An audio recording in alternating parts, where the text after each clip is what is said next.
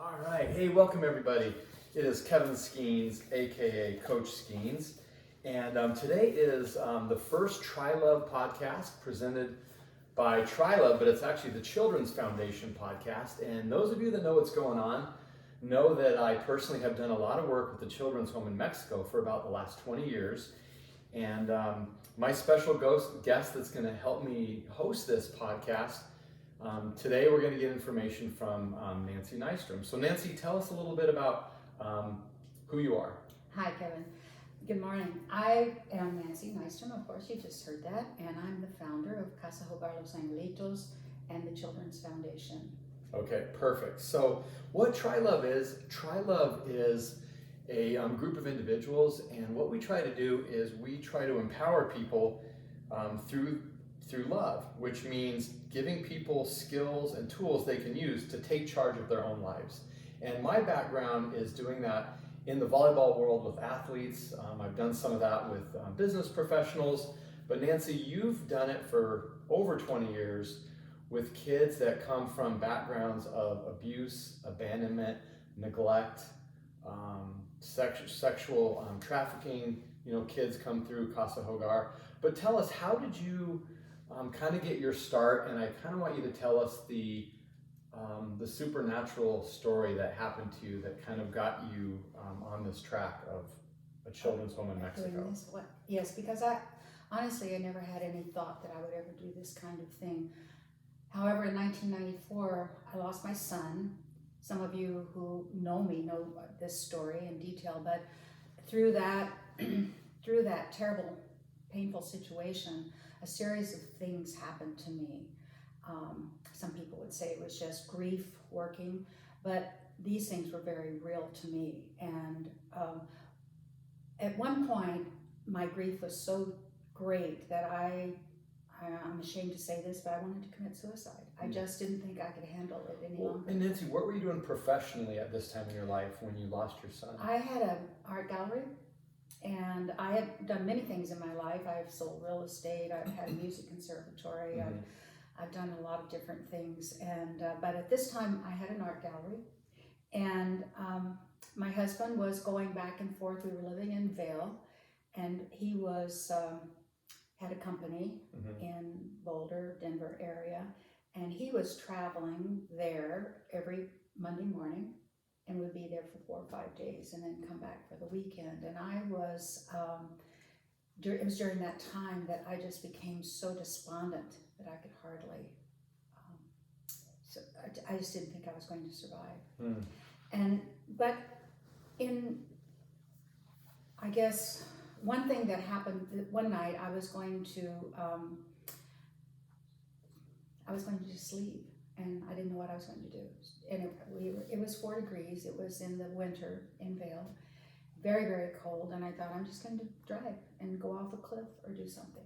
It's terrible. I hate to even say this, because, except that I think more people think about these things than what we really even want to believe. Yeah, and sometimes the pressure becomes so great. Out of desperation, you just want to fight or flight, so yes, you flee. And I was ready there to do that, and so I started driving, and we lived on the east side of Vail, and I started driving, and I thought, oh, well, okay, I'm just going to pull into Wendy's and have one of their little ice cream things, even though it was 4 degrees. I kind of liked them, Frosties, and so I pulled in. I was the only person there. It was 4 degrees out? 4 degrees. I pulled in, got the Frosty, pulled over into the side, almost up into a snowbank, because it was maybe 5-6 feet of snow. Yeah, when they're plowing snow, it gets several feet high. It was really, and it was extremely cold. And I turned off my motor, and I was just sitting there and crying and praying. And I was there, sitting there maybe 30, 45 minutes. And I looked up, and all of a sudden, I saw these drops, like raindrops, falling on my windshield. And I thought, what is going on? And I turned. Yeah, because it's 4 degrees out. It's 4 degrees. And people might say, well, it was because the snow melt on top of your car was melting. Right. No, it was raining on drops of water on my windshield. And I turned on my windshield wiper and for a few minutes, and to see what this was. And all of a sudden, I just heard this voice in my spirit. Even the angels weep at the loss of a child.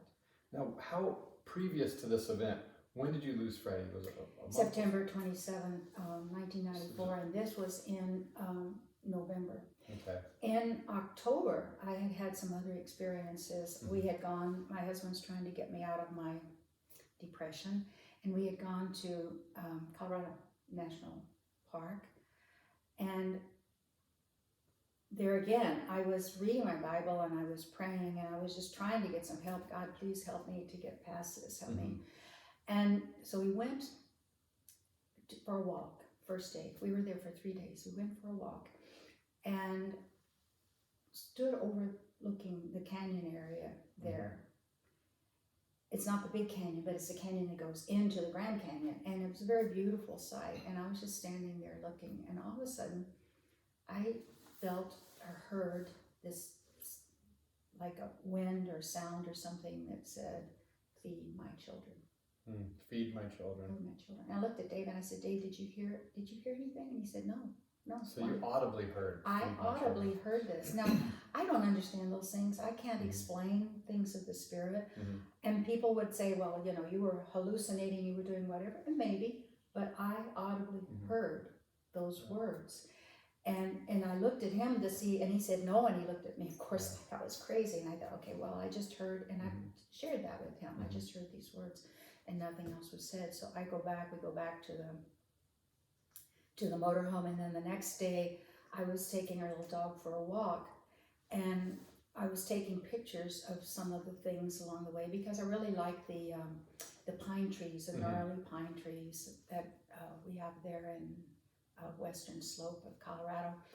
And there was one in particular that was right in the middle of the path. And it looked like it was really an old one. It was gnarly, and I stopped to take a picture, and I took a picture of that pine tree, and then I stepped back, and when I stepped back again, I heard those same 3 words, "Feed my children."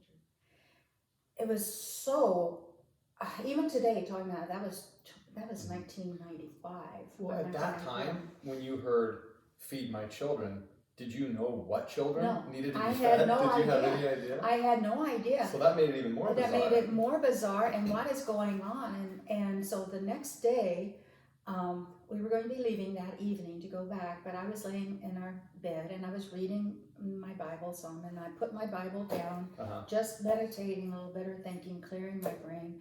And the third time I heard those same 3 words. So this time I had said before that, I had said, okay, God, if this is you talking, then I need to know, and I need to hear, and I need to have clarification, because I'm one of these people. I am kind of maybe a spiritual person, but I also am very solid, and I like to do things very specifically. I like to plan. I like to know what I'm going to do. And so I once again heard the voice, "Feed my children," and I thought, okay, I'm going to look this up. And I prayed, and I said, God, I don't know what you're talking about. I don't know what you want. And I looked up everything I could find in my Bible that talked about feeding, feed my lambs, feed my sheep, when Jesus was talking to Peter. And then I went to the Old Testament, and I was reading about Samuel when God was calling Samuel. Samuel. And he went to the prophet Elias, and he said, did you call me? And Elijah said, no, go back to bed. And this happened the second time. After it happened the second time, he told Samuel, he said, the next time when the Lord calls you, this is how you are to answer. You are to say, I am your servant, Lord, and I will do whatever you want. And so when that happened to me on the 3rd time when God called, that's exactly what I did at that point. I said, I'm your servant. Wow. And I'll do whatever you want me to do. I just don't know what you want me to do, so you need to be very clear. So from that, that is, I get the chills hearing you tell that. So once you figured out what you were supposed to say back, fast forward to when you started getting clarity on, okay, maybe these are the children. Take us. It wasn't until February, the following February, we were in Manzanillo, and I was taking a nap. Well, had it still been haunting you? Like, Oh, were you yes. still like Yes, searching? because there have been some things that had happened. A friend came into the gallery, and this was a gal that I'd spent quite a bit of time with, and she was one of these people that she came in and she said, and there was no one else in the gallery, and she said, Nancy, I'd like to pray for you. Mm-hmm. And this was, and she didn't know that I had lost a son. It was the first time she had come in since that had happened. And I said, okay. I was a little nervous, afraid somebody'd come in and see, you know, this going on and think I was really weird. I already thought I was weird myself. And so she began praying, and she put her hand over my feet. And I said, no, not the feet. And she said, well, yes, and let me pray over your feet. So she did, and she said, your feet will take you on a work that you will be helping people and providing hope. So she just out of the blue Out of the wanted to blue, pray she for just you came in and focused on your feet. And I know how you feel about feet. Yeah, you know, I've already do. talked about that myself. So were you thinking she was weird, or were you at a point in your life where you were just... Well, I was at that point where, okay, I'm looking for answers. Yeah. I was looking for answers. But I wasn't going to just jump on anything. So it was like I was taking it with a grain of salt. So then she puts her hand, she says, Nancy, I want to pray over your heart. And okay, all right. And I'm still looking out the window, make sure nobody's walking up the path. But at the same time, I didn't want to say no, because you never know what might happen. So she began praying over my heart, and she said, I see a key in your heart. And I said, okay, what kind of key is that? I like that. Yeah, and she said, well, I don't know, but it's an old key. It's kind of like an antique key, and that key will bring a message for you. Wow. And so that went on. There's so many things, Kevin, I can't tell you. And I think when you look for answers, that truly they may not all come at once, and you may not understand all of them, but you are going to start getting answers. So this is the perfect segue. So let's do this for a minute. So we kind of got up to speed now to where, you know, you're searching, you've been given some information from people on what you should do. Ultimately, you know, you went to Mexico, you started a children's home and started feeding the children first. Yeah, because I was taking a nap, laid down with my husband in the afternoon, which I normally don't do. And just as I started to doze off, I felt like someone was pulling me up, and I lifted up out of that experience. And it was like, you have to start an orphanage. Wow. Here. You know what I'm saying? It's like, I was in shock. And well, it's not like you have a background in childcare. No, in fact, I used to take my children to the nursery. I would never, I would always offer to do something else so I didn't have to take care of the children. Right. I love my children. I enjoy my children, but I was not a babysitter ever. And no, that was never the situation. So it was pretty clear. It was very clear. And it went, and the voice or the feeling in my spirit, I can't answer it. I have no idea. Yeah. I can't explain it. And maybe I'm crazy, maybe I was crazy, I don't know. But the voice began to say, and it needs to be like this. Yeah. And it will be my spirit, not by any one person or any one organization. So the beautiful thing about this story is this story and all the others are in your first book. Yes. The name of your first book is Each Day a Portion. Yes. And it's a great book. I think, you know, we really need to get that in the hands of more people. But what I'd like to do at this point, because that kind of explains a little bit about who you are and how can I say an Irish, maybe American woman owned an orphanage in Mexico. So that is a crazy story. That is supernatural. But I'd like to take the next 5 minutes or so of our first episode here, which is just kind of an introduction of you, your organization, and then how I fit into this. Yeah. So I'm going to tell a little bit of a story because there's some weird stuff that happened to me. So one of my many trips to Mexico, I was at the airport, and during that trip, I remember wanting your attention because, you know, everybody loves your stories and you just have a charisma about you. And I was kind of quiet, and I had left my two young daughters at home to go on this trip to this orphanage in Manzanillo, Mexico, and some different things had happened, but you came up to me at the airport and you gave me a copy of that key. Mm-hmm. And I'll never forget it. You said, Kevin, I'm not sure why I'm giving this to you, but I just feel, you know, like called, or maybe you said God told me to, whatever, to give you this key. So you gave me that key. How long ago was that? That was probably 18, 19 years ago. Oh, at least. It was in 2002 or 3. So it probably was. But here, so remember how you said when you first were told, feed the children, you were just searching, in books and Bibles and everything like that, looking for the answer. So what I did is I had this key, and my daughter tells a story where I was always looking for the answer. Why did this lady give me this key, right? So we had a speaker come to our church one time, and I don't even know if I've told you this. I don't think And so. I brought the key, and she was making fun of me. She's like, Dad, what do you think's going to happen? The guy's going to stand up there and say, someone in this room has a key? And, we laughed about that. So long story short is, you gave me that key, and I was always searching, and many, many years later, I decided to start bringing down volleyball players to Casa Hogar. So this is kind of where the key and the whole TriLove thing started. Is one of the things I do on those trips is I do mental toughness training, which is another way for us to, just help develop these girls who they are interpersonally. So we talk about leadership. We talk about what it means to be a good teammate. We talk about what it means to be mentally tough. So this one night, our topic was how to be a good team. And the girls were asking me, Coach, can we do mental toughness in the pool tonight? And being the sucker that I was like, all right, let's do it. So we got in the pool, and we were all in the pool, and it was really festive that week because there was a condo next to us that somebody was renting, and every night about this time, they were playing Mexican music. So we would swim and have the Mexican music, and it was really, setting the scene. Well, on this particular night, there was no music going, and we kind of started talking about what it takes to be a good team and all the attributes and the characteristic traits of a good teammate. And all of a sudden, the only song that we heard the entire week in English came on during that conversation. It was that song by the Beatles called All We Need Is Love. Mm-hmm. And I get the chills as I tell you. Yeah. And Coach Dolly was there. You remember Dolly? And Shadi, who was the TCF intern at one time, she was there. And we all were freaking out. Coach Dolly burst into tears. Like, we could not believe that we were hearing a song about love. As in the pool, we were having a conversation at that point of the ultimate team is a team that exists and treats each other in love. Mm-hmm. So we're having the love talk, and that song comes on.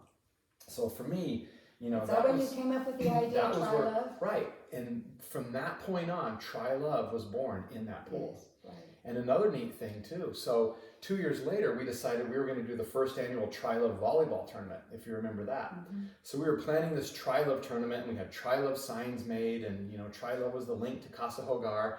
And the night before the first golf tournament, I don't know if you remember this, the 23rd of June, my grandson was born.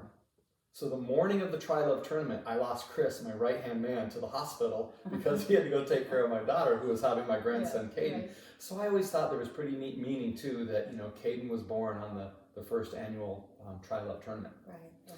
So long story short, this whole TriLove philosophy has been something that's consumed my life for the last 10 years because I know that whether it's business, sports, life, anything, love is the answer. Love never fails. Love is the secret sauce. And that's what I want to do with this podcast is we're going to talk about how love is the way that you've kind of ordained this children's home that you do, and everything that you guys do is out of love there, and you don't run it the way a typical children's home is run. And I don't run my volleyball club and all my endeavors in a typical way. We both have a similar philosophy, and the neat thing about it, and we're going to share a lot of stories the next couple of days, how love is transforming lives. And I think we have some amazing stories. Absolutely. So let me ask you this then. What would you say is probably the most amazing story that's come out of the work you do at Casa Hogar Children's Home? Oh, there are so many, Kevin. It would really be hard to just choose one. We have one child after the other. I want to give you one though, because that's maybe Andres, who he and his brother Artemio came in when they were 6 and 7, almost 7 and 8, and they were going to a local school. That also is something, that changed my thinking as mm-hmm. well, because at that time we were operating the Casa Hogar more like a typical Casa Hogar mm-hmm. is operated. We had house parents, and we, the kids were there and they were living there, and they would go to school, and we were just taking care of them. Mm-hmm. Even though better than normal, but we were just basically taking care of them. And then the kids didn't want to go to school. there was 3 or 4 days this whole week that they just didn't want to go to school. And I went and I was talking to them. I said, what's the problem? Why don't you want to go to school? Mm-hmm. And so finally they shared with me and they said, because when we go to school, some of the teachers and all the kids say, here come the donkeys from the Casa Hogar. Oh gosh. Yeah. And it just broke my heart, And so I, from that moment, I decided we will never let that happen again. And that began a change for me in the way that we looked at the Casa Hogar. So it was kind of indirect. Well, I look forward to in the next episodes here, talking about more stories. And I think in the next episode, we're going to get into the programs that are based in love that you run at Casa Hogar that are radically transforming lives. I think that's extremely important. That is the thing that makes it. Okay, Nancy. Well, good stuff. We'll talk to you soon. Okay. All right. Thanks.